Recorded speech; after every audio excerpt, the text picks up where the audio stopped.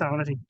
Ajá, les decía que los ciclos Ford em, son muy útiles, son estructuras de control muy útiles, pero tenemos que tener mucho cuidado al momento de utilizarlas. Hay ocasiones, y esto se los menciono solo como un paréntesis para que lo conozcan, en donde se pueden generar algo que se llaman los ciclos infinitos. ¿Qué significa un ciclo infinito? Un ciclo infinito significa que el lenguaje de programación va a estar ejecutando un código una y otra vez sin parar, nunca va a detenerse. Hay que tener mucho cuidado, y les digo, al momento de utilizar ciclos, en general los ciclos, porque es donde se pueden generar estos loops infinitos. Digamos que el gran problema de que se generen loops infinitos es el hecho de que podemos provocar que se consuma la memoria RAM de nuestra computadora. Se puede ocasionar también problemas de uso del procesador de su computadora, y esto va a hacer que se vuelva más lenta, etcétera, y se puede trabar. Entonces, tal vez no se descomponga, pero sí van a tener que recurrir a que su compu la van a apagar así, desenchufarla o apretando el botón, cualquiera de las opciones, y eso ocasiona daños en el disco duro y el procesador, etcétera. Entonces, solamente les menciono eso para que tengan cuidado en dónde usarlos. La gran ventaja que nos otorgan los ciclos for es el hecho de que podemos ejecutar un código muchas veces para una gran lista de objetos, ¿no? Bueno, aquí puse como vector, no era la palabra correcta, pero aquí en esta parte son la lista de objetos que hemos estado viendo. Bueno, más espérenme tantito porque creo, sí, sí pensé que estaba en otra presentación. Ajá, entonces los ciclos for, les digo, mucho cuidado con ellos, pero son muy útiles también al momento de querer ejecutar un código una y otra vez para diferentes objetos. Algo que quiero mostrarles nada más antes de- de terminar con esta parte es un código que no lo vimos como tal, pero que se los quiero mostrar. Este de aquí. Esta ya es de las últimas partes que vamos a ver para estructuras de control. Es como tal un ejercicio que vamos a hacer, que la idea que tiene es que aquí quiero representar con un código un año bisiesto. Solamente pongo una diapositiva de ejemplo, en donde un año en general, o bueno, más bien así está clasificado, un año tiene 365.2422 días, así los pongo, con estos decimales, ¿no? Lo podemos redondear a que un año tiene 365.25 días. Esto lo que nos da es que cada 4 años se va a generar un año extra por estos 0.25 días extra. Eso va a generar que cada 4 años se genere un año extra, un año extra, un día extra, y por eso se les va a llamar años bisiestos, ¿vale? Porque ahora vamos a tener 366 días. ¿De qué me sirve esta información? Esta información la quiero utilizar para que podamos escribir un código en Python para poder determinar si un año específico es bisiesto o no es bisiesto. Yo tengo aquí una lista de años, ¿no? 2000, 2004, 2024, etcétera. Cada uno de estos años está clasificado en esta parte izquierda como bisiesto y en esta parte derecha como no bisiesto. Solamente no quiero que entendamos a profundidad todo esto porque eh, se los menciono como paréntesis. En realidad esto implica todavía tener conocimiento de otro tipo de, vamos a llamarle fórmulas que utilizan para determinar si hay un año es bisiesto o no. Ahorita solamente quiero que nos enfoquemos en esto. Y cierro ahí el paréntesis. Que un año bisiesto tiene como característica que sea divisible entre 4 y entre 400. Y un año no bisiesto solamente es divisible entre 100. Entonces, con esta información podemos escribir un código que me permita determinar qué año es bisiesto y qué año no es bisiesto. Les voy a mostrar el código. Bueno, este como tal era nada más un poco más de cuento de lo que íbamos a hacer. Se los menciono rápido. La idea era como tal que en ese ejercicio, este primer párrafo solamente intenta narrar la historia que llevó a que se generaran estos años y el calendario que utilizamos hoy en día, el calendario gregoriano. Solamente como contexto, en este año, 1582 más o menos, aproximadamente en ese año, fue cuando se introdujo el calendario gregoriano. ¿Por qué? Porque antes de esos años, Julio César, en el año 4000 antes de Cristo, él utilizaba un calendario que se llamaba calendario juliano, que estaba como tal basado en el calendario de los egipcios. Y ahí tiene ciertas implicaciones. Los días eran muy distintos, muy específicos a lo que se maneja hoy en día, los meses. Entonces, tiempo después, el Papa Gregorio, en este caso, trigésimo, sí, trigésimo creo que es, en el año 1582 introdujo o hizo modificaciones al calendario para introducir el calendario gregoriano. Entonces, en honor a su nombre, ¿no? Gregorio, Gregoriano. ¿Qué es lo que implicó esto? Que se iban a tener ahora en ese nuevo calendario años comunes, que son de 365 días, años bisiestos de 366 días, y también le llamaron a otros años años seculares, que son cierres de siglo. Entonces nos vamos a enfocar en estos dos, años comunes y años bisiestos. Solo como dato curioso, el hecho de que, y esto lo menciono como un paréntesis cultural, el hecho de que el año bisiesto o el día extra del año bisiesto caiga en febrero, corresponde justamente porque el calendario que utilizaba Julio César, el calendario juliano, los días o los meses más bien, el año, perdón, el año terminaba en el mes de febrero. Entonces simplemente se agregó un día más a ese último mes que en ese calendario era febrero. Es simplemente por eso. Un dato curioso, por si quieren conocerlo, pero hay más información. Muy bien, entonces la idea es que ustedes están, imagínense, viajando en ese tiempo, al año 1582 o cualquier otro año si quieren, tienen una computadora, saben del lenguaje de programación. Ven aquí lo cambié, nomás lo copié, lo pegué. Disculpen, era Python, no R. Em, y aquí lo que quieren ustedes determinar es si este año como tal es clasificado como un año bisiesto o no. Entonces hay que escribir un código para ello. Para no hacerles el cuento más largo, lo que hice aquí fue para que vean la gran ventaja que nos otorga también esta herramienta, preguntarle a ChatGPT, que tal vez lo conocen, un chatbot que se basa en inteligencia artificial, preguntarle acerca de cómo podría generar un código de Python para determinar si un año es bisiesto o no. Entonces, lo que me generó fue esta estructura de control. Solamente quiero que lo observen y quiero que vean lo siguiente. Lo que está manejándose aquí son tres opciones o tres condicionales diferentes. Estas tres condicionales diferentes no las puedo yo juntar en una misma. ¿Por qué? Porque se deben de cumplir de forma muy específica. Aquí es donde se ve más claro lo de los candados. Es decir, se debe de cumplir primero que un año, que yo voy a ponerlo en mi variable que se llama year, el año 2036, por ejemplo, si es divisible entre 4 y esto es igual a 0, si esto se cumple, se sigue o continúa con la siguiente condición, evaluar la siguiente condición. Entonces, a partir de aquí, si esto se evalúa como verdadero, evalúa la siguiente, y si esto es verdadero, se imprime en pantalla este código de aquí. Entonces, estos else que están aquí, solamente quiero mostrárselos para que vean que se llaman else anidados, que lo que representan es que cada if tiene su propio else. Esto lo que nos permite es un control más específico sobre la ejecución de un código. ¿Por qué? Porque si una de estas condiciones no se cumple, yo tengo como alternativa el else. Es decir, yo puedo poner 50 if anidados si quiero, pero también puedo poner lo contrario y puedo poner 50 else anidados. Y eso me va a dar la ventaja de que cuando lo ejecute, si alguna de mis condiciones no se cumple, tengo todavía la opción del else. Vamos a verlo nada más en el código para que usted vea cómo está representado. Entonces aquí, nada más, déjenme abrir uno nuevo, uno de Jupyter. Y aquí lo que voy a poner solamente es escribir estructura, no, escribir un if else anidado, ¿vale? Para evaluar año bisiesto. Entonces voy a poner aquí generar variable con el año a evaluar.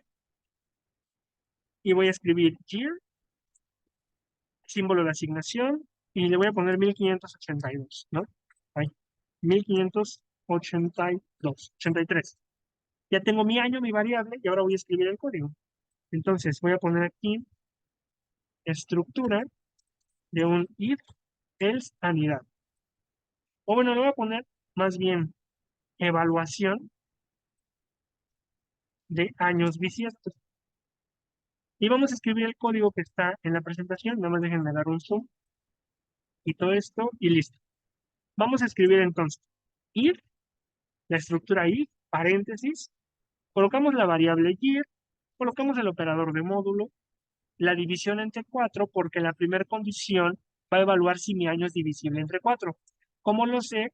Simplemente le coloco el símbolo de igualdad lógica y le agrego el 0. Coloco los dos puntos, nunca se olviden de eso, y doy un enter. Y ya vuelvo a escribir mi otro if. El otro if tiene la condición de que el año tiene que ser divisible entre 100. No, entre 100, sí, entre 100. Y lo mismo, coloco el símbolo de igualdad, el 0 y los dos puntos. Y así me sigo con los demás. El último if va a evaluar la condición de si el año es divisible entre 400. Y a partir de aquí ya coloco igual el 0, los dos puntos. Y aquí es donde les digo que entra una parte muy importante al momento de escribir códigos. Al momento de escribir códigos, lo que deben de hacer ustedes es em, ir imaginándose o imaginarse cómo quieren que quede estructurado su código. ¿Eso qué quiere decir? Lo que quiere decir es que, ¿qué quiero que se muestre en pantalla en el momento en el que todas las condiciones sean evaluadas como verdadero? Lo que yo quiero que se muestre en pantalla, que ya es el otro enter y la otra indentación, es lo que está acá en la presentación. Esta parte de aquí, vean que es el código que está mayor, que tiene mayor indentación. Con esa mayor indentación yo puedo identificar que eso es el código principal o parte del código principal. Entonces, lo que yo quiero que se muestre simplemente aquí, y olviden aquí este paste también, fue error mío. Quiero que se muestre print, es un año bisiesto, y que se muestre el año. Entonces simplemente escribimos print, vamos a poner el año, year, coma, coloco las comillas, es un año bisiesto, ¿vale? Y así ya después de que termino de escribir ese código principal, es mi código principal de todos los ifs, si todos los ifs se cumplen, doy un enter, elimino una indentación y escribo un else. Este else, vean que aquí, en este caso en Visual Studio Code, me dice que está conectado con el último if anidado. ¿Eso qué quiere decir? Que yo debo de escribir un código que se muestre en pantalla en el caso de que esta última condición no se cumpla, ¿vale? Es la alternativa. Por eso es muy importante identificar el else y su if, donde van conectados. Entonces, lo que voy a poner aquí nada más como ejemplo es, coloco el else, los dos puntos, doy un enter y voy a poner aquí print, y en este caso year, y en la presentación se muestra no es un año bisiesto, ¿vale? Entonces simplemente escribo, comillas, no es un año bisiesto. Y así me sigo, así me voy siguiendo. Si quiero colocar más else, simplemente tengo que seguir dando enter e ir borrando la indentación, posicionarme o posicionar mi cursor a la altura del otro if y escribir otro else. Coloco ese else, coloco los dos puntos, enter y escribo print, año, que es la variable, es un año bisiesto, ¿vale? Ahorita no se enfoquen tanto en las condiciones, nada más quiero que vean cómo estoy estructurando el código. Ahorita les explico más a detalle lo demás. Solo quiero que se enfoquen en cómo lo estoy estructurando, cómo lo voy escribiendo. Entonces, lo que quiero que vean es que yo termino de escribir las condiciones, los ifs, y después me sigo, en este caso, a los else, ¿vale? Ya nada más me falta uno último, para que tenga 3 else y 3 ifs. Doy otro enter, elimino la indentación, y ya me posiciono a la altura de ese primer if. Coloco else, dos puntos, doy enter y escribo print, y en este caso, colocamos year, colocamos comillas, es un año bisiesto. Y de esta manera yo ya tengo el código de Python que me permite evaluar si un año específico es bisiesto o no. Entonces, ahorita les explico más a profundidad estas condiciones. ¿Por qué pusimos todo esto? ¿Por qué ChatGPT puso todo eso? Porque esto fue obtenido de ChatGPT. Quiero que vean simplemente el hecho de que si quieren, o la manera en que se va estructurando una estructura de control, la manera en que se va escribiendo una estructura de control de forma específica, es simplemente cada if que voy escribiendo lo puedo asociar con una sentencia else. Esa es la gran ventaja. Esta sentencia else va conectada con el if anterior. ¿Qué quiere decir esto? Vamos ahora sí a verlo a profundidad. ¿Esto qué quiere decir? Que este primer if, que es el if principal, vamos a llamarle así, el de la primera capa, tiene un if asociado que es el último. El primer if siempre va a tener asociado el último else. Eso también es algo muy importante. Entonces, este if tiene la condición de que si este año que estoy evaluando o esta condición no se cumple, inmediatamente se va a saltar a la parte del else y se va a mostrar en pantalla esto. El segundo if, que corresponde a una segunda condición, está evaluando o se está evaluando debido a que la anterior ya se cumplió. Si la segunda se evalúa, significa que la primera se cumplió o se evalúa como verdadera. Entonces se evalúa la segunda y ahora tiene otro else asociado, que es el que está aquí abajito, este de acá. Y se va a mostrar en pantalla esto de aquí, que es un año bisiesto. En caso de que no se cumpla esta condición, pero que sí se está cumpliendo la anterior, de que es el año divisible entre 4. Ya lo último es que si estas dos condiciones que estoy subrayando, esta entre 4 y esta entre 100, se cumplen, se va a evaluar la última condición. Esta última condición, si se evalúa como verdadera, se muestra el código de aquí, el de es un año bisiesto. Si no se evalúa como verdadera y se evalúa como falsa, tiene asociado un else y se muestra en pantalla el código que está aquí subrayado. Y de esa manera puedo asociar diferentes else con distintos if, dependiendo de si se cumple o no una condición, ¿vale? Así es como prácticamente este código que fue dado por ChatGPT fue escrito. Ahora solamente falta evaluarlo. Se los voy a pasar nada más para que lo tengan aquí en el chat y vamos a ejecutarlo. Voy a dar un poco de zoom hacia afuera y lo voy a ejecutar. Voy a dar César, shift. Ay, sí, dime. perdón, en el último else, bueno, bueno, sí, en el código, el último else que pertenece al primer if, no es un año bisiesto, porque sería lo contrario, allí. Ah, sí, tienes razón. Ajá, justo. Sí, Ah, justamente. vale, No gracias. es un Sí, es año que tenía bisiesto. esa duda. Sí, muy buena observación. Sí, sí, cierto. Sí, fíjense que eso es algo muy importante.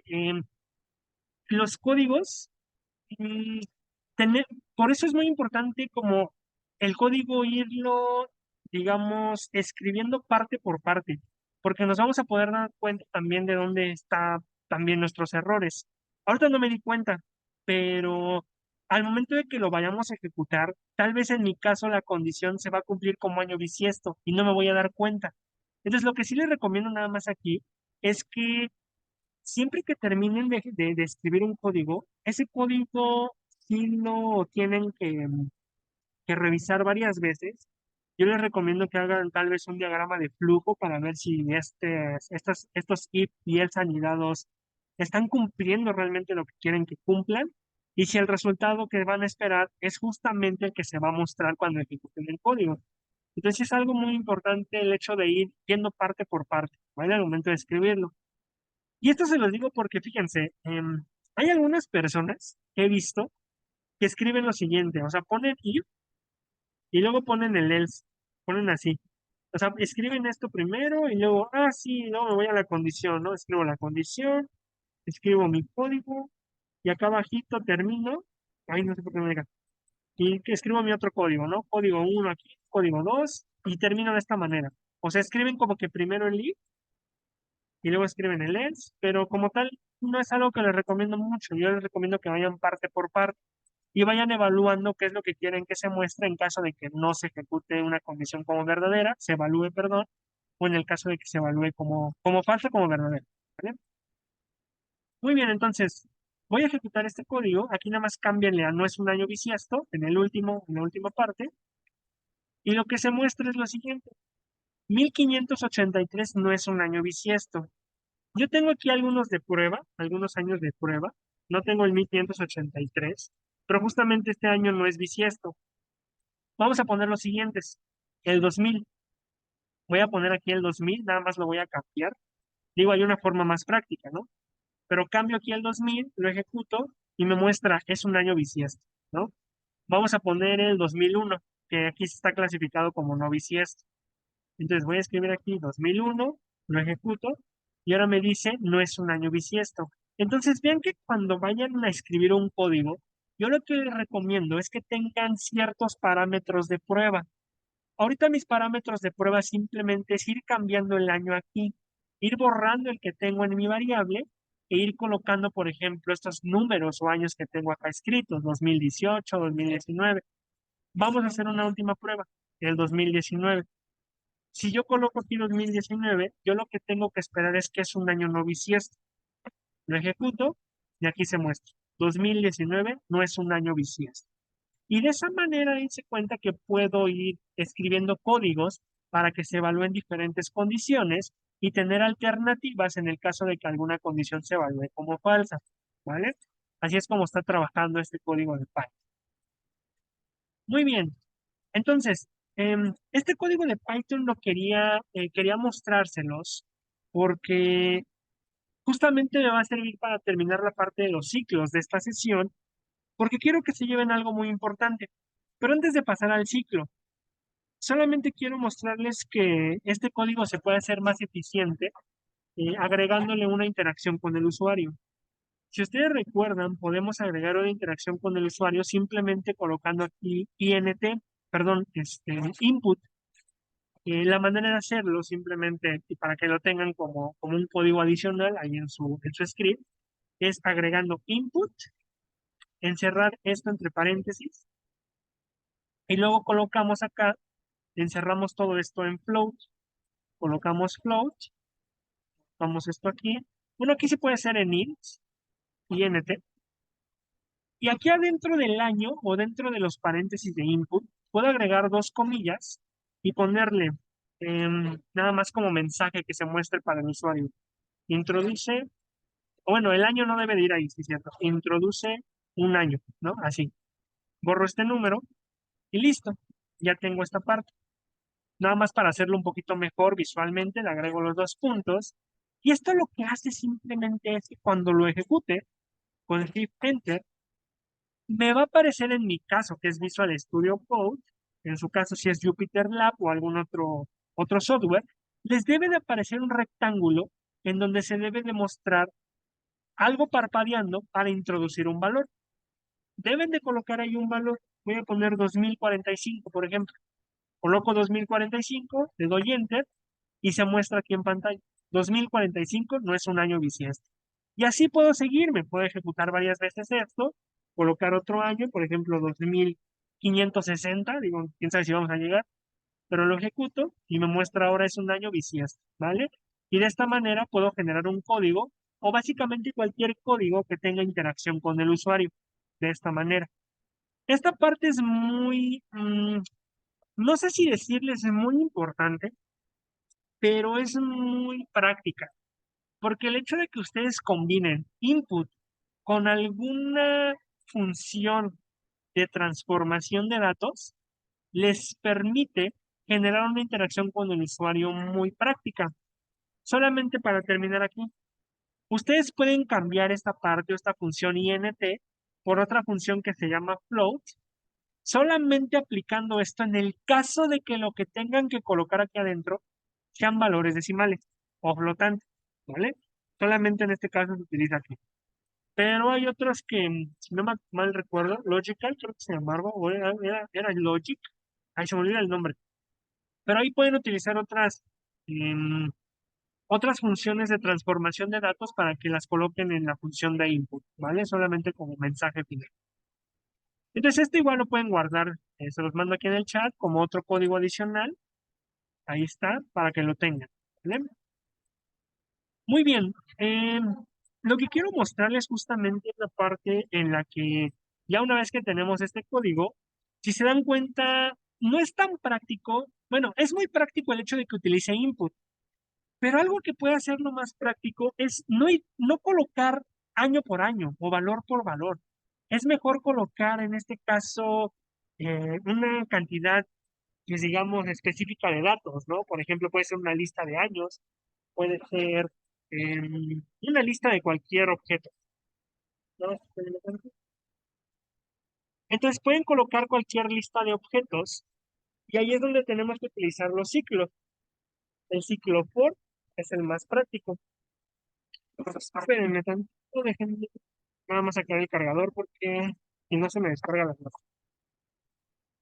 Bien, entonces lo que quiero mostrarles es que ya una vez que tenemos este código, guárdenlo ahí en su script. Lo vamos a utilizar ahorita con un ciclo for.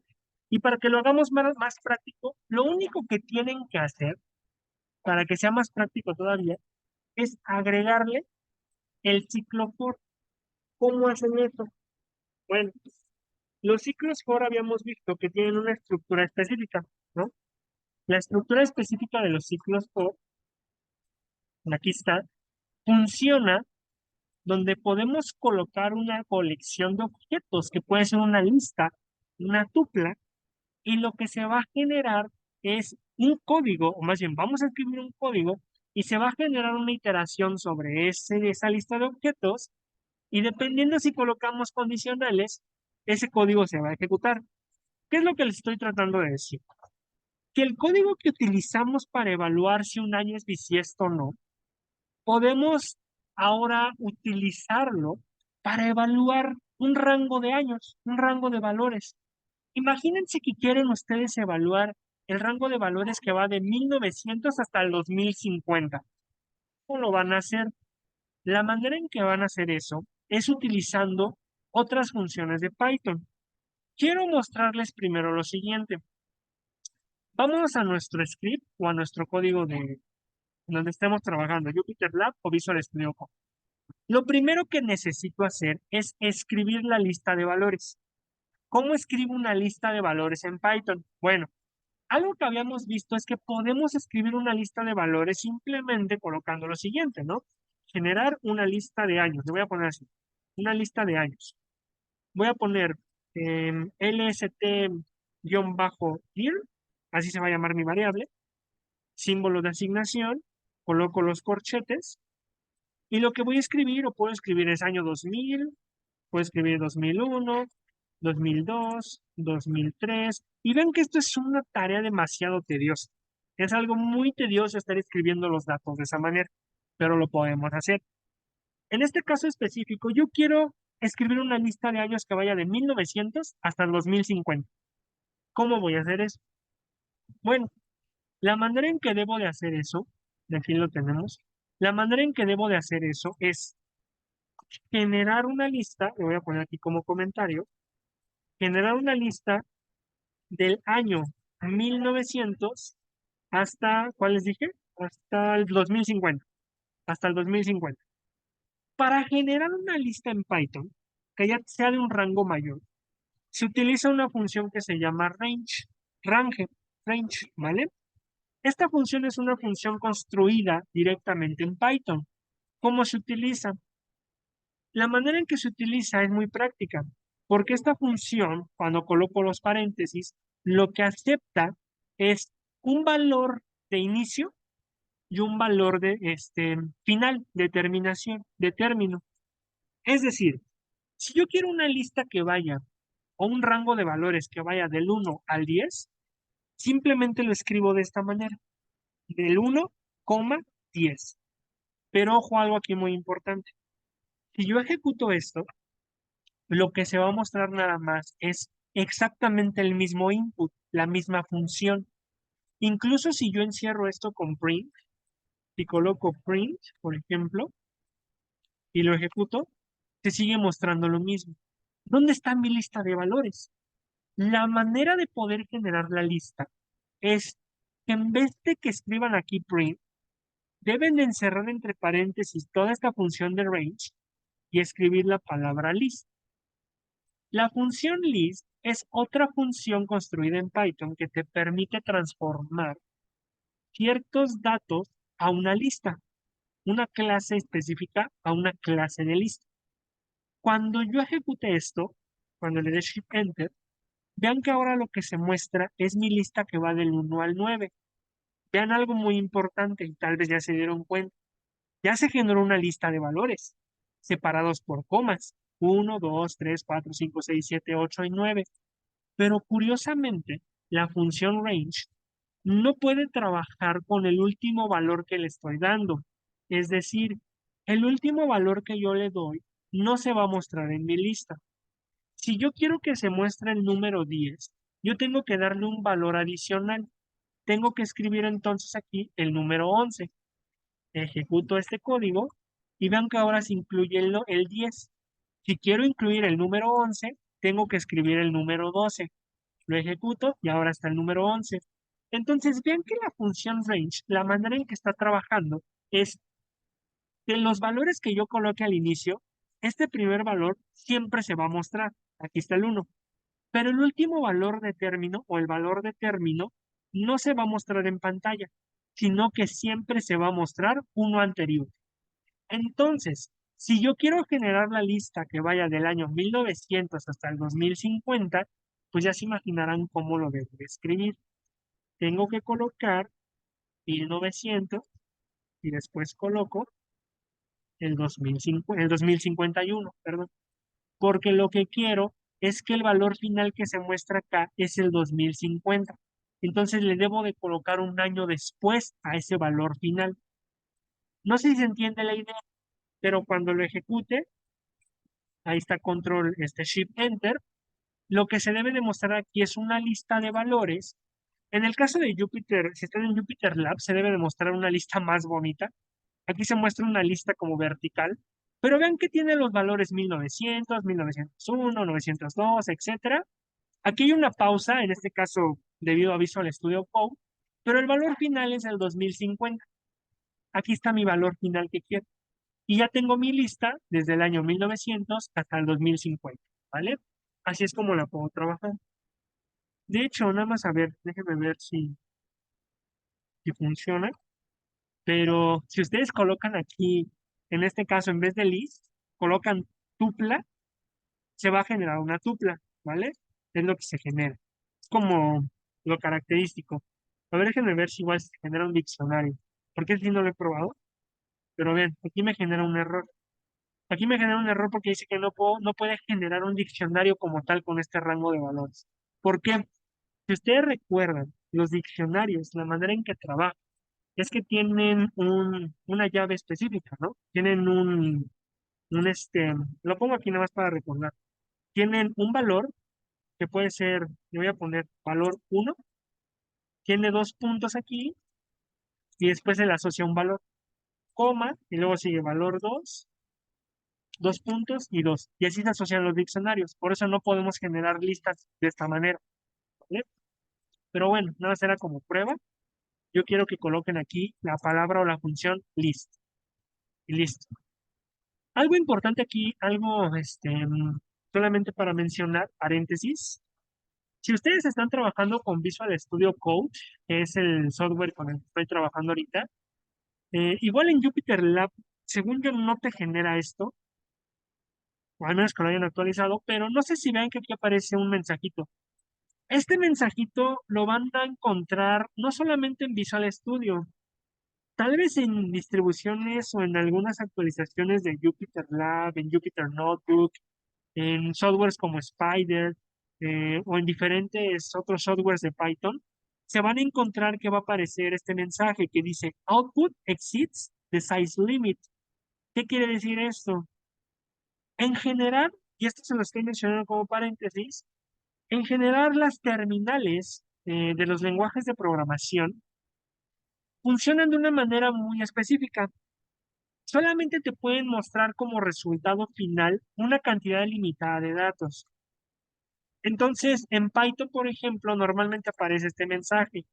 Si ven este mensaje, no significa que se genere un error, simplemente que la terminal, en este caso aquí, no me permite visualizar todos los datos.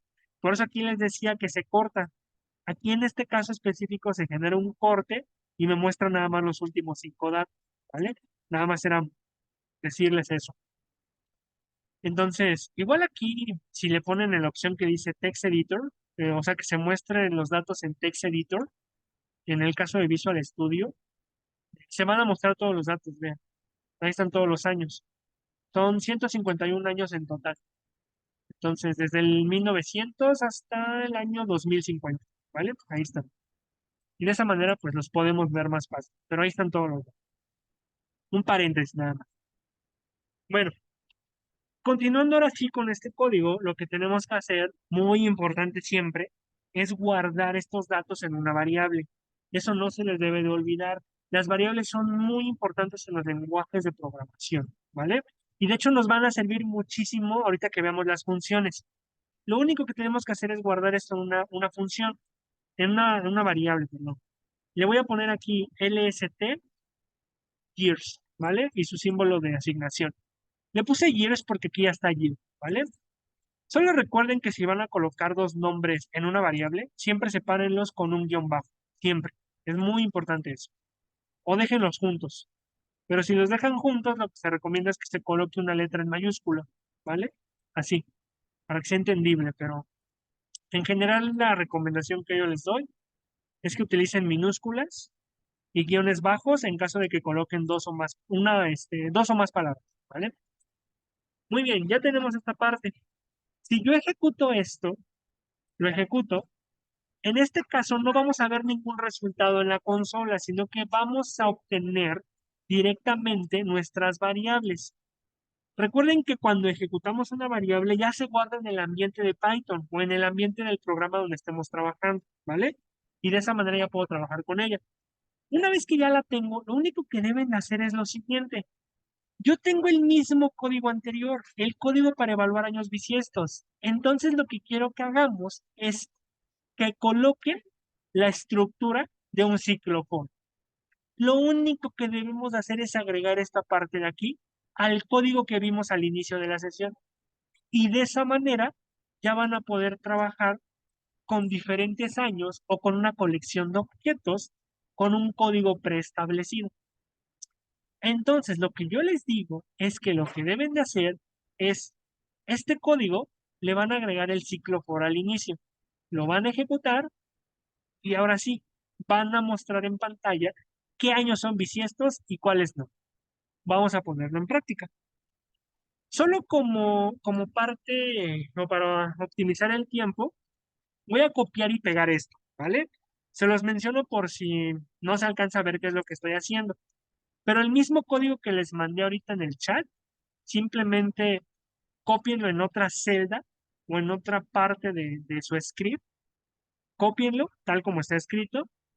Van a agregar unos enter, o bueno, unas líneas de código para agregar el ciclo. Entonces, voy a escribir lo siguiente. Voy a poner añadir ciclo for. Doy un enter y voy a escribir la palabra clave for. Voy a poner paréntesis y voy a escribir esto, muy importante. La palabra year, mi variable dinámica year o la variable de iteración, espacio, la palabra in, y voy a colocar después la variable que yo nombré donde está mi colección de años, de objetos. Voy a escribir entonces LST years. Coloco mis dos puntos y de esa manera ya tengo un código que me evalúe qué años son bisiestos o no. Ahora, antes de poder ejecutarlo, necesito mostrarles cosas muy importantes. ¿Por qué puse aquí el mismo nombre de year? Vean aquí, y esto me va a servir gracias a Visual Studio. Si yo selecciono la variable year, ya aunque se está mostrando en todo el código del if anidado, eso me permite no tener que modificar todo este código de acá. Hay ocasiones en las que vamos a utilizar un código que ya está escrito. Y si ese código ya está escrito y tiene una variable específica que está utilizando, pues esa misma variable la puedo utilizar dentro de un ciclo for. Es decir, que si ustedes hubieran modificado acá y le hubieran puesto, por ejemplo, en español años, tuvieran que haber modificado todo esto y haberlo puesto años, años, años. Y se vuelve una tarea, pues, de cierta manera tediosa. Lo importante es eficientizar el tiempo aquí, ¿vale? Esa es la primera observación que quiero decirles. Ahora, como una buena práctica también. Ahora, lo que quiero mostrarles es que al momento de que ustedes copian y pegan un código, a eso se le llama, bueno, no se le llama, pero lo que hice de que tengo el mismo código acá arriba, se le llama duplicación de código. ¿A qué voy con esto? No es una buena práctica duplicar códigos, tener los mismos códigos escritos en un mismo script. Si tienen un código que es más eficiente que el otro, que el anterior, eliminen el que no es tan eficiente y dejen el que sí es eficiente, ¿vale? Esa es otra observación. Y la última observación que quiero darles es que no sé si vean aquí, y tal vez en Jupyter Lab no aparezca, tal vez sí, pero aquí me está apareciendo algo en rojo. Mi código del ciclo for se está mostrando en rojo. ¿Por qué? No sé si recuerden, pero yo les dije, y voy a pasarme un poquito a unas sesiones anteriores, a ver si está acá. Ah, de hecho, aquí, ¿no? Esta parte, pero a ver, mejor. Ah, lo de. Oye, es que sí es mucho atrás.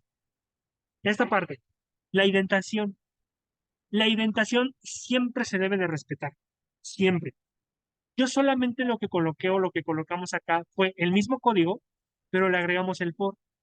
Este for tiene que tener una indentación específica para el código siguiente, es decir, después de los dos puntos.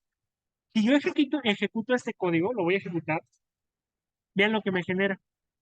Me dice que hay un error de sintaxis. ¿Por qué? Porque justamente Python no está interpretando de manera adecuada qué estoy escribiendo después de los dos puntos. Y me lo está mostrando aquí en el error, en esta flechita. Entonces, lo que yo debo de hacer es simplemente, si funciona bien, puedo seleccionar todo este código, presionar Tab y ya se genera la indentación, ¿vale? De esa manera se genera una indentación. Vamos a ver si funciona ahora, porque creo que me está generando también un error. Sí, me generó también un error. A ver, nada más déjenme ver porque voy a... Ok, sí me generó un... Ok, no me la quiere generar. La indentación que se debe generar es esta, pero ahora no sé por qué no me la quiere generar. A ver, permítanme tantito, no me déjenme colocar.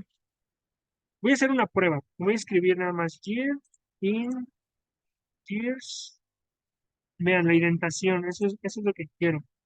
¿Y por qué no me la está generando ahora?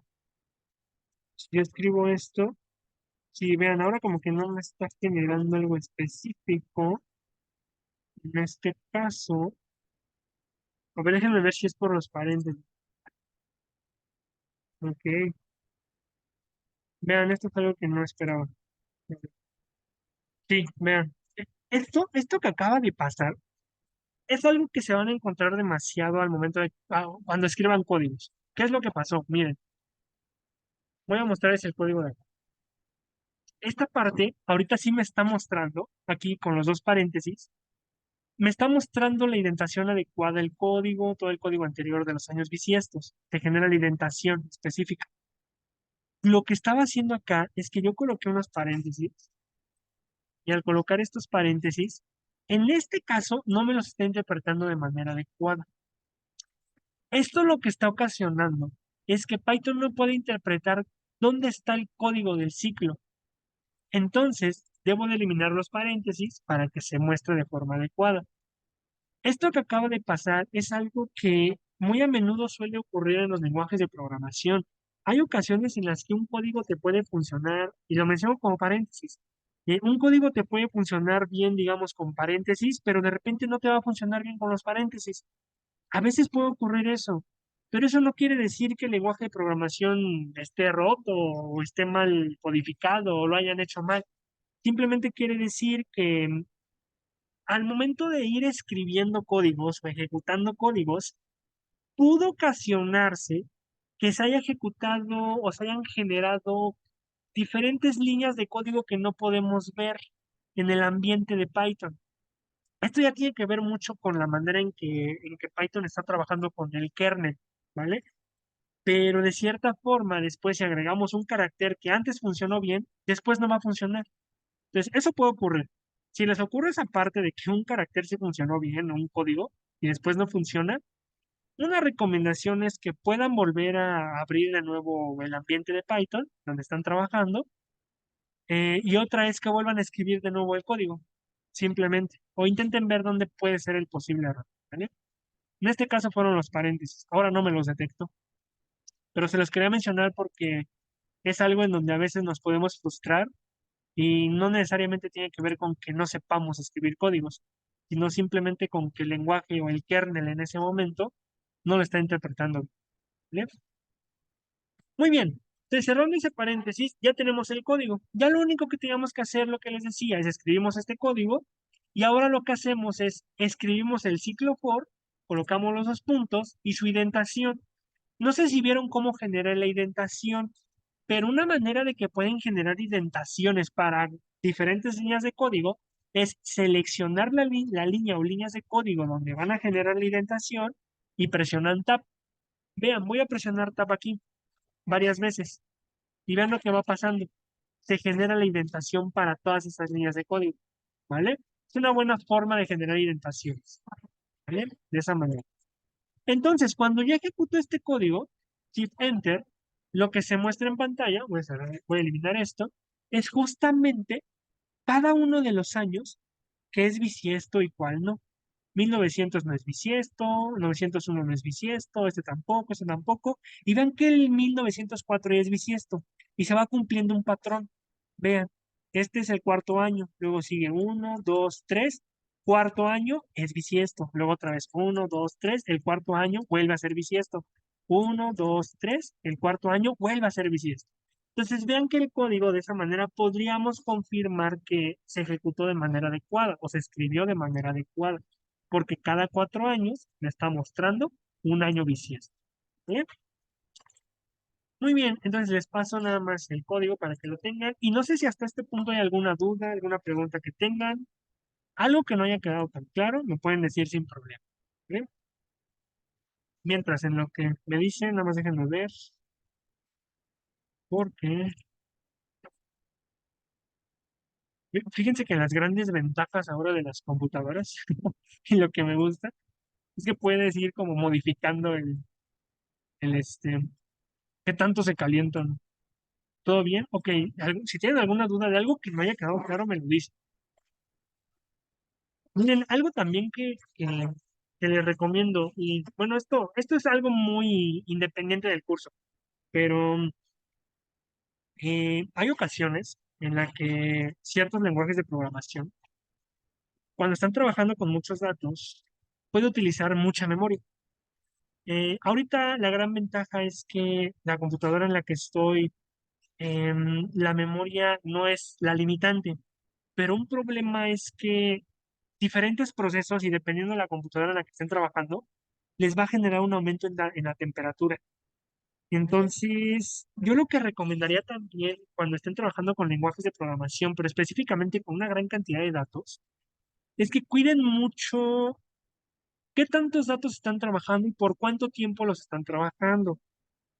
Porque hubo una ocasión, y se los menciono como una historia, un paréntesis adicional, en la que estuve trabajando con, ¿qué fueron? Como 2.000 millones de datos.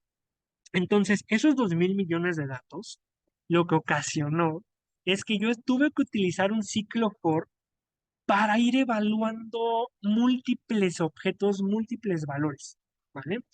¿Qué ocasionó eso?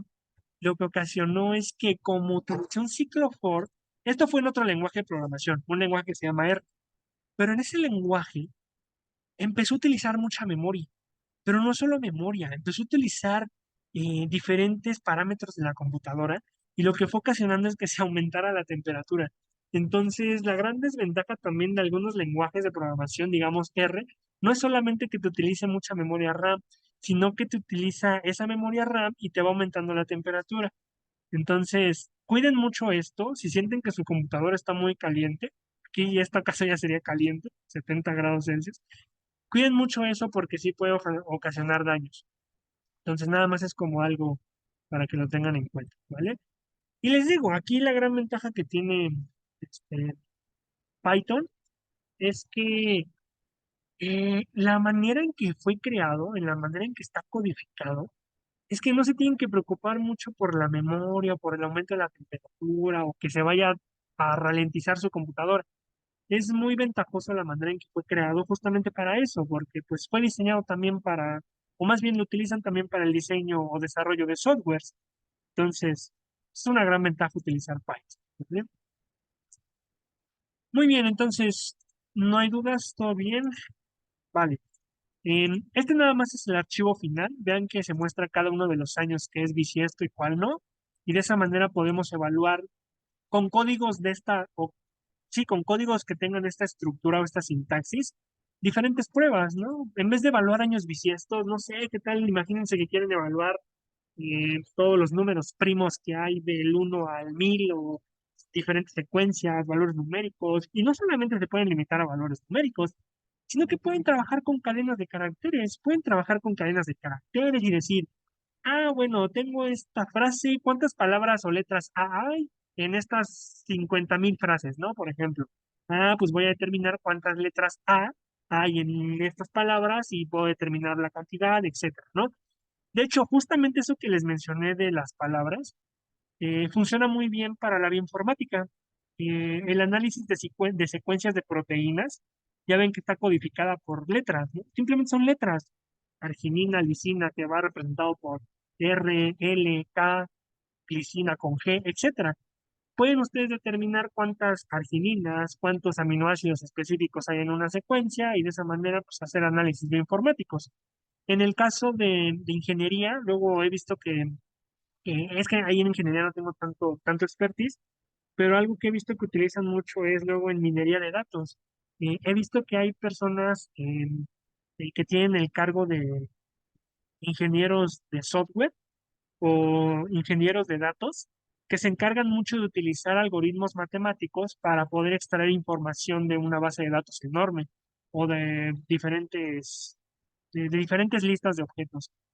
Entonces, como tal, los lenguajes de programación ahorita se utilizan mucho para eso, pero todo esto que les estoy mostrando y que les estoy enseñando no está aislado, no está aislado como tal de la vida cotidiana, sino que muchas personas los utilizan en sus profesiones y el hecho de que ustedes lo sepan es que están conociendo parte de esas profesiones y aplicarlo en sus proyectos o en su vida cotidiana o simplemente por hobby de escribir códigos, lo pueden hacer.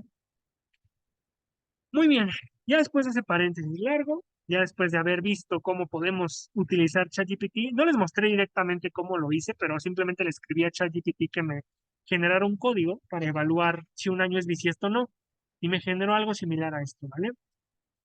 Y cómo podemos incluir todo este código en un ciclo for. Y de esa manera evaluar múltiples listas de años o de valores numéricos o de objetos. Muy bien, esto ya no lo vamos a ver porque les decía, esto les voy a mandar el código para que puedan tener una manera de cómo evaluar el desempeño de múltiples estudiantes, porque pues aquí sí sería un código más largo y, y el escribirlo sí llevaría más tiempo de lo que tendríamos para esta sesión. ¿Vale?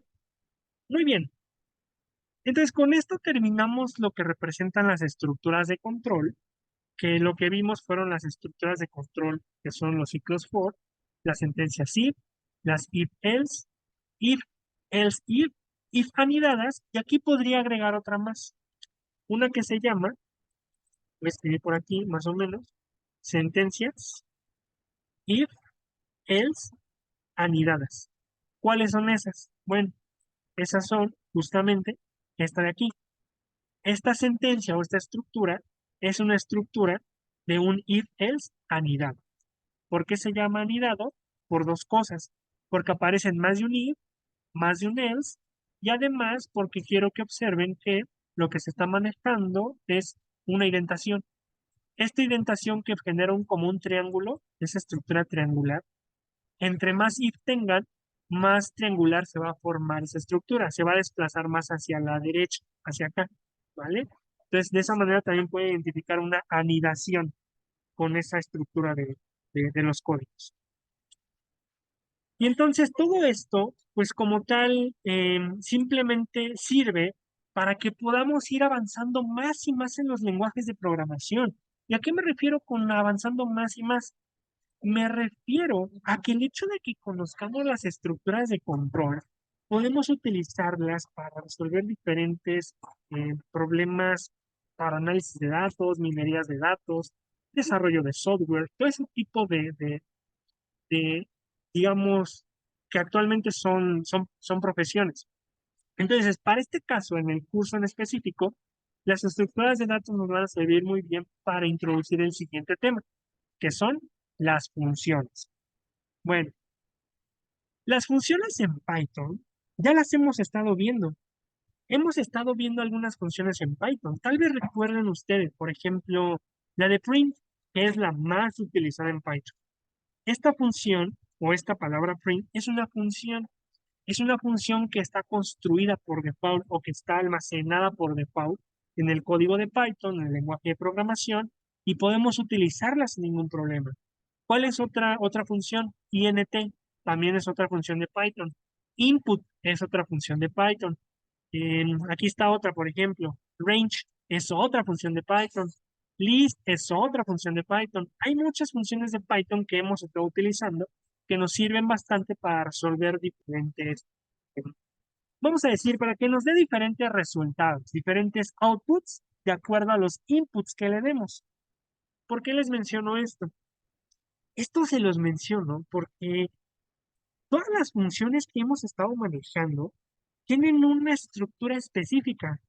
Hay una estructura específica que está detrás de esas funciones que permiten que podamos utilizarlas y obtener un resultado.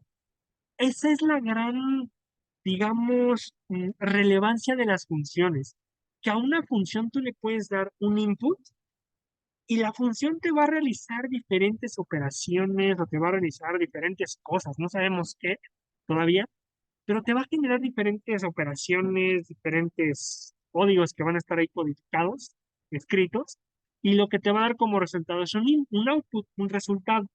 Bueno, sí, es el resultado, perdón, una salida, el output.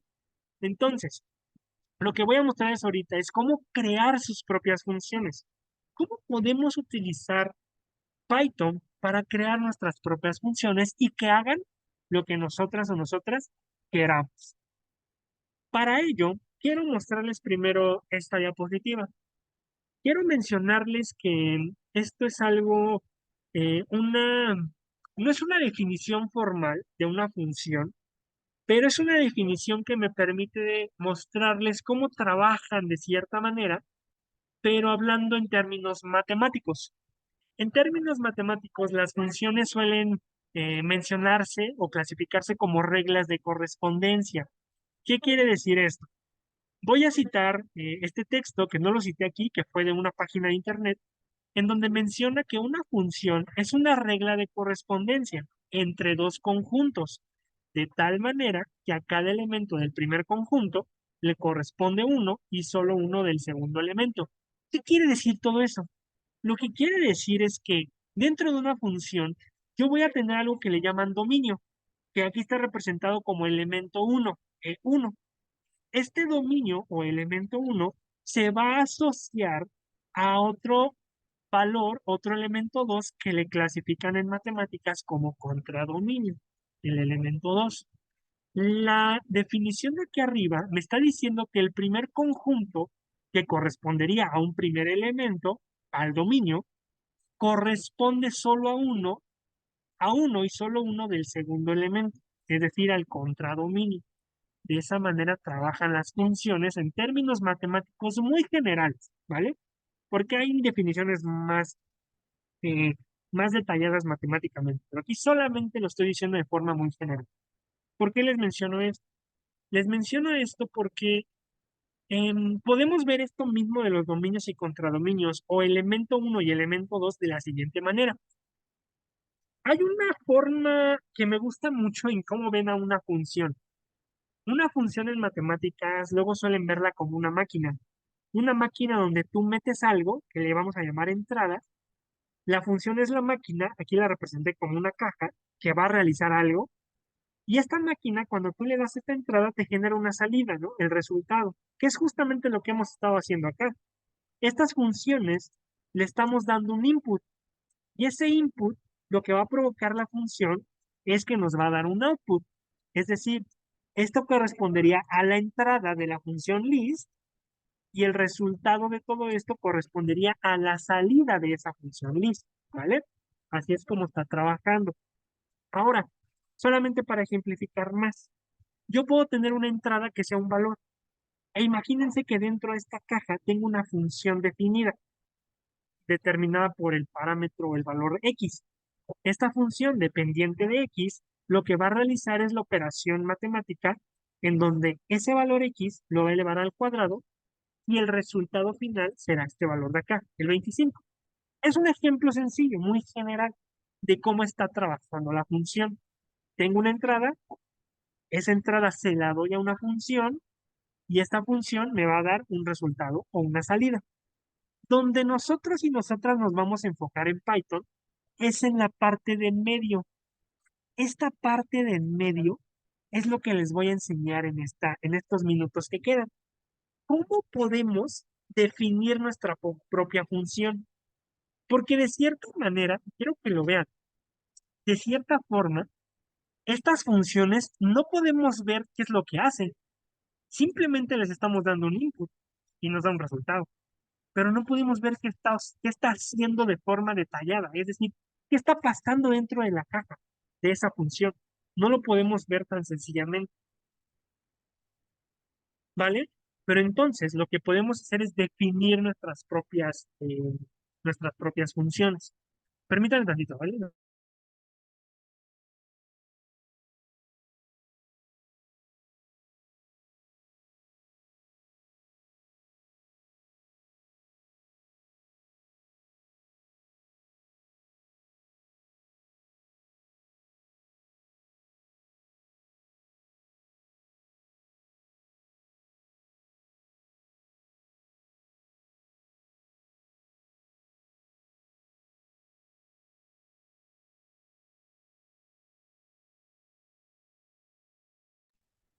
Bien, ya volví, una disculpa.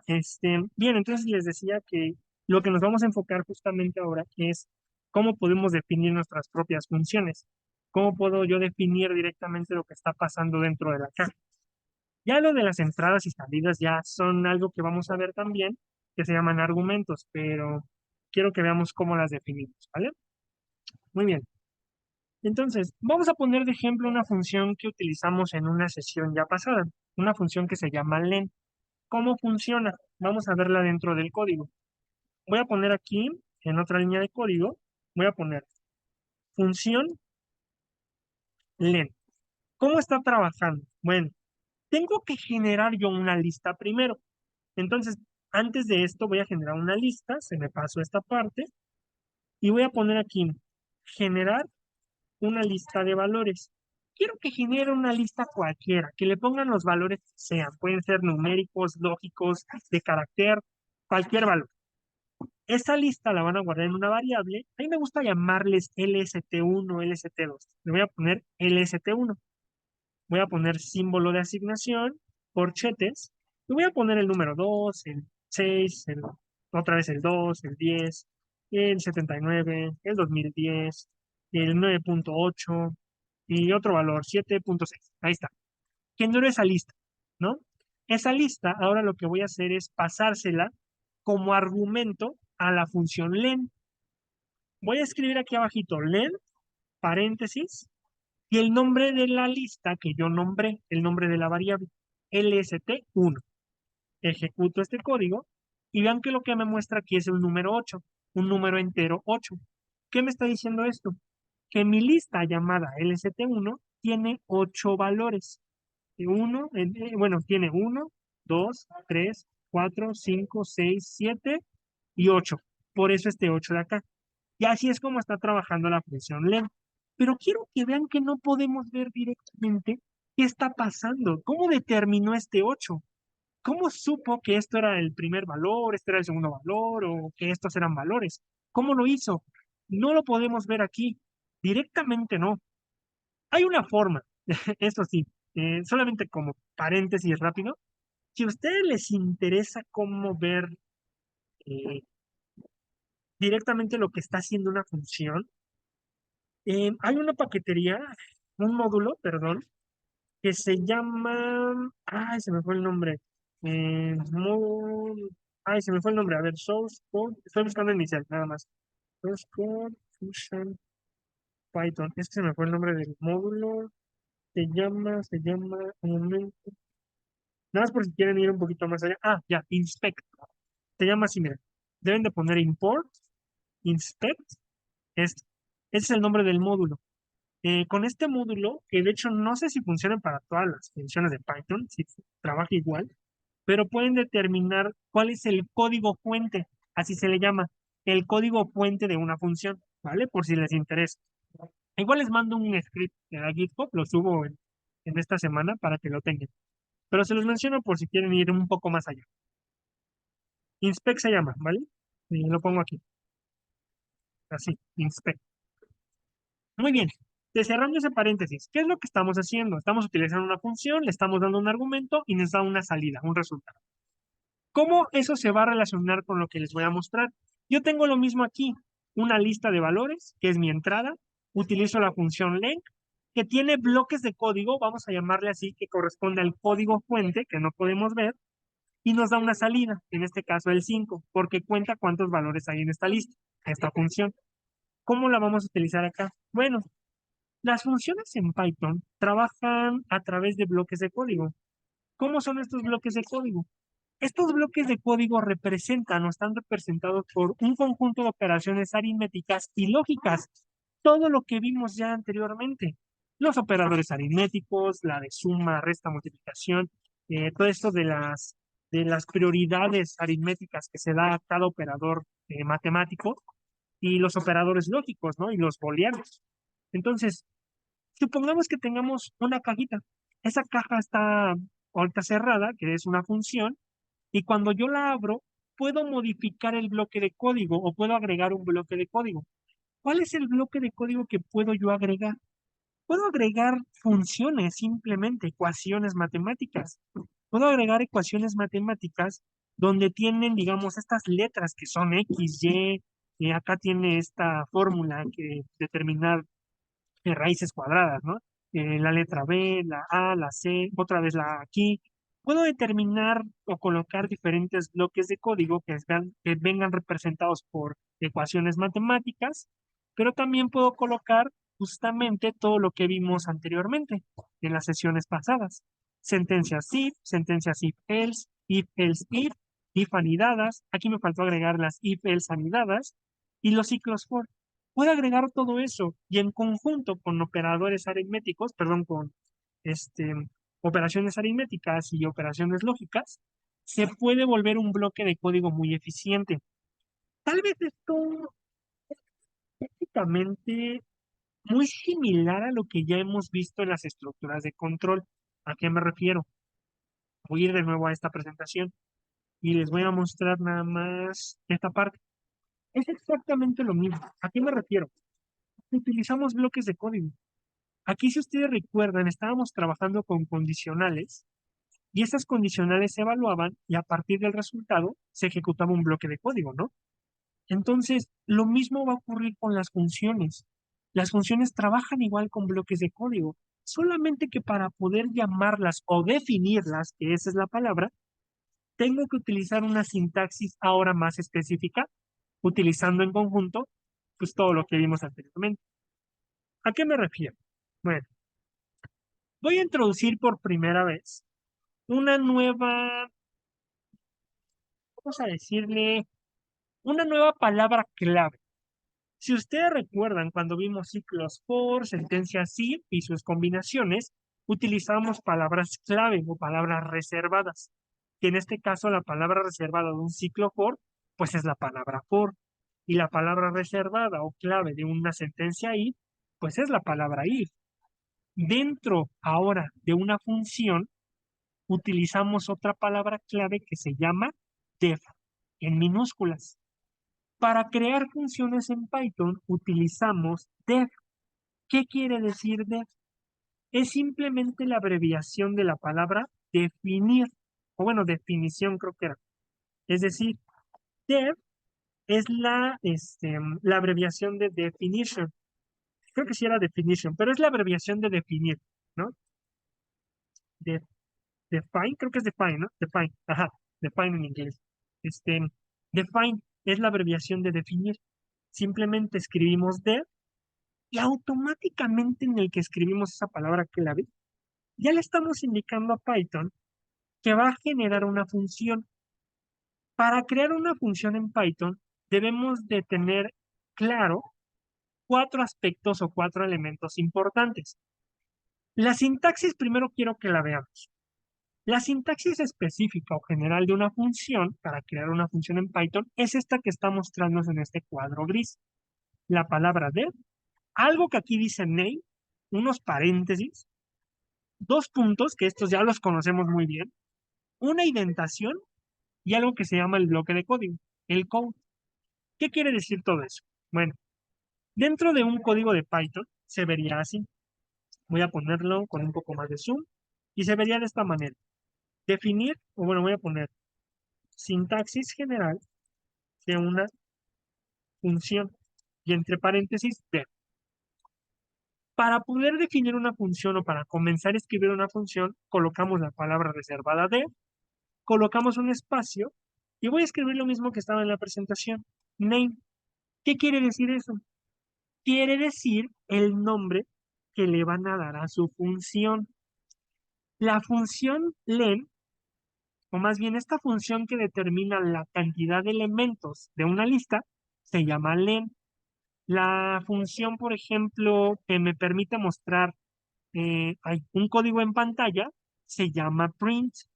La función que me permite generar una secuencia de valores se llama range. Entonces, después de la palabra def, nosotros o nosotras podemos colocar el nombre de nuestra función. Ahí es donde colocamos ese nombre. Lo definimos por primera vez. Seguido de ese nombre, siempre, lo dejo aquí, siempre deben de escribir dos paréntesis. Siempre, no hay excepciones. Escriben la palabra de, escriben el nombre de su función. Aquí yo le puse name nada más, por ejemplo, como ejemplo, e inmediatamente después escriben paréntesis. ¿Por qué? Si ustedes se dan cuenta, todas las funciones que hemos utilizado llevan paréntesis. Y es algo que les recalqué siempre desde las primeras sesiones. Siempre que utilicemos funciones, van a utilizarse paréntesis. De esa manera podemos identificarlas con sus paréntesis, ¿vale? Pues justamente acá trabaja de la misma manera. Colocamos los paréntesis para que dentro de esos paréntesis coloquemos algo que se llaman argumentos, ¿vale? Seguido de esos paréntesis, escribimos algo que ya conocemos, los dos puntos. Esos dos puntos me permiten decirle a Python que lo que sigue después es el bloque de código específico de mi función. Entonces, trabaja exactamente igual que en los ciclos for y la sentencia sí. Doy un enter y se genera una indentación en automático. Y aquí ya puedo escribir el bloque de código, ¿vale? Bueno, entonces, esa es la estructura o la sintaxis general de una función. Solamente fue como ejemplo. Si ustedes lo ejecutan, no les va a generar nada. Bueno, sí generó algo, es curioso. Puede generar. Sí, genera un error, ¿vale? Genera un error. Ahorita les digo por qué pasa esto, pero sí generó algo. Es lo que me pareció curioso. Pero bueno, lo que quiero mostrarles aquí nada más son los cuatro elementos importantes de una función o de esta sintaxis para crear una función. Son cuatro importantes que hay que tener en cuenta. El primero de ellos es la palabra def. Ese es el principal. Si quieren crear una función, siempre deben de escribir def, ¿vale? Escriben aquí su espacio y seguido es el nombre de la función. Aquí está representado como name, el nombre de la función. Creo que acá lo puse, ¿no? Nos vemos. Colocan el nombre de su función y seguido colocan los argumentos. ¿Dónde están representados los argumentos? Con los paréntesis. Estos son muy importantes. Los paréntesis representan los argumentos de la función. Y ya después viene el bloque de código, que va a ir representado y va a ir en relación con los dos puntos, ¿vale? Esta parte. Entonces, para que veamos un ejemplo al final ya de estos minutos que quedan, vamos a definir una función. ¿Cómo la vamos a definir? Vamos a escribir este bloque de código, o bueno, este código. Vamos a escribir. Escribo aquí, nada más, bye, en este bloque de código. Escribir o definir más bien. Definir una función. Voy a escribir la palabra clave, el primer elemento de la función que es def, espacio. Voy a escribir aquí el nombre de mi función que yo le voy a poner my function. Ustedes le pueden colocar otro nombre. Yo decidí ponerle así, my function, ¿vale? Coloco el nombre de mi función y enseguida coloco los paréntesis. Me salgo de esos paréntesis, coloco los dos puntos, doy un enter y voy a especificar lo siguiente. Voy a escribir print, de nuevo es la función importante de Python, print, y voy a escribir simplemente el número 2, espacio, operador de suma y el 2. Y listo. Ya con esto, ya definí una función que se llama justamente myFunction. Lo único que tengo que hacer es ejecutarlo. Ejecuto con Shift Enter, ya lo ejecuté, y acá abajito, en otro bloque nada más, voy a escribir el nombre de la función que yo especifiqué aquí, es decir, myFunction. Voy a escribir entonces myFunction, coloco los dos paréntesis porque son importantes, porque esto representa una función, y lo voy a ejecutar. Y nada más voy a poner aquí como comentario, ejecutar, ejecutar función. Shift Enter, presiono Shift Enter y vean lo que va a pasar. Lo que se va a mostrar en pantalla es el número 4. ¿De dónde viene ese número 4? Justamente viene del bloque de código. 2 más 2 me da el 4. Se está mostrando en pantalla simplemente con que yo coloque el nombre de mi función. Vean aquí algo, y esto ya lo vamos a ver en las siguientes sesiones, en la siguiente sesión. Pero algo que está pasando aquí es que lo que acabo de generar es una función que se llama función sin argumentos. Vean, nada más para que se vea más representado, para que se entienda mejor. Tengo esta sintaxis de una función que se llama myFunction y mi bloque de código. Si lo vemos por partes, la palabra def siempre es la principal, la primera de todas, el primer elemento. Luego sigue el nombre de mi función. ¿Cuál es? Este nombre, myFunction. Ustedes les digo, pudieron haber colocado otro nombre. Les recomiendo que coloquen otro nombre para que experimenten. Yo le coloqué de esta manera. Ese es el segundo elemento. El tercer elemento son los argumentos de la función. ¿Dónde van los argumentos de la función? Representados por los paréntesis. Aquí están. Ahorita no coloqué nada, pero ahorita les voy a enseñar nada más un ejemplo rápido de una función con argumentos. Estos son los argumentos representados por los paréntesis y finalmente el último elemento, el bloque de código, que va representado justamente por la función print y dentro el 2 más 2. De esta manera, con estos 4 elementos, yo puedo construir una función que genere la suma de dos valores, en este caso 2 más 2. ¿Vale? De esa manera trabaja. Y de hecho aquí les digo, ustedes pueden colocar, como les decía, cualquier nombre. Digamos, yo coloqué nada más myFunction y lo que se mostraba como bloque de código es el 2 más 2. Pueden colocar otra que se muestre como altura y escriben lo siguiente, print, la altura es, coma, 2. Escriben otra que se llama gravedad, es otro ejemplo que se me ocurrió, y pueden escribir la aceleración causada por la gravedad es 9.81. Pueden escribir esto y son funciones válidas. Lo que va a mostrar como resultado siempre es este bloque de código. Vean que aquí es como muy, como si fuera trampa, porque siempre se va a mostrar el bloque de código que estoy escribiendo. Pero podemos cambiar eso. ¿Cómo? Y con esto termino. Podemos especificar un argumento dentro de esos paréntesis y me puedo evitar que este bloque de código siempre sea el mismo. ¿Por qué el mismo? Porque si yo vuelvo a ejecutar esto, siempre se va a mostrar el 4. Siempre. Porque aquí está como tal codificado en el bloque de código de mi función. Yo puedo cambiar eso. ¿Cómo? Colocar una función con un argumento. Entonces voy a escribir ya para terminar, definir una función con un argumento, ¿vale? Y lo que voy a escribir es la palabra de espacio. Voy a poner aquí el nombre que coloqué eh, igual en la presentación, que es myFunction. Voy a poner my-function, paréntesis, y aquí voy a escribir un argumento. Aquí lo que debemos de escribir, los argumentos que debemos de escribir, son simplemente nombres de variables. Yo para ejemplos o términos sencillos voy a escribir nada más la letra X. Coloco la letra X, me salgo de esos paréntesis, coloco los dos puntos y doy un enter. Y ahora la modificación que voy a hacer al código anterior es que voy a eliminar un número 2 y ese número 2 lo voy a transformar a la letra X. Simplemente escribo print X más 2. Y de esta manera ya creé una función con un argumento. ¿Cuál es mi argumento? La letra X. Lo voy a ejecutar y quiero que vean que ya se ejecutó. Ahora lo que va a pasar, voy a poner ejecutar función.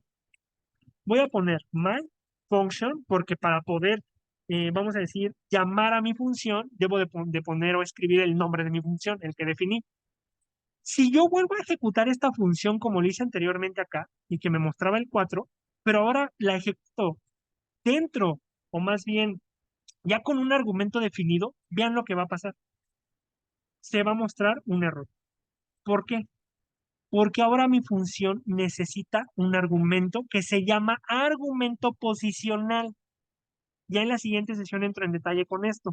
Pero este argumento me está diciendo, más bien este error, me está diciendo que yo necesito colocar un argumento que se llama X.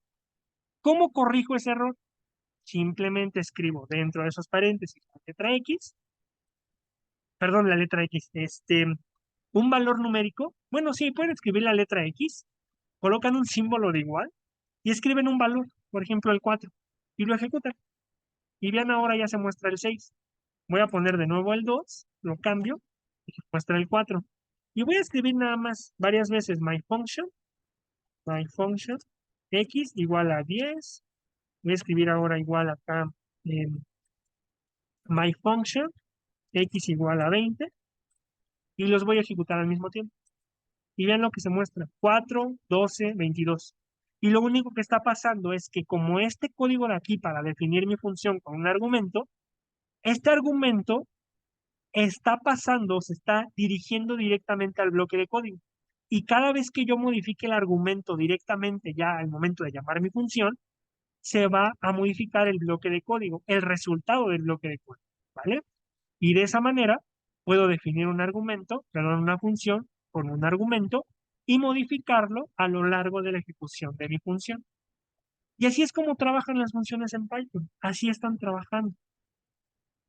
Ya en la siguiente sesión del jueves les voy a mostrar lo que representan los argumentos posicionales y cómo pueden crear funciones con más de un argumento. Y ya después vamos a ver un ejemplo de cómo podemos generar funciones con todo lo que vimos anteriormente, ¿vale? Para que vean su aplicabilidad. Muy bien, no sé si hay alguna duda, alguna pregunta hasta aquí, algo que no haya quedado claro, me pueden decir sin problema. ¿Todo bien? ¿Todo claro? Ustedes me dicen, ¿eh? Si no, no hay ninguna duda.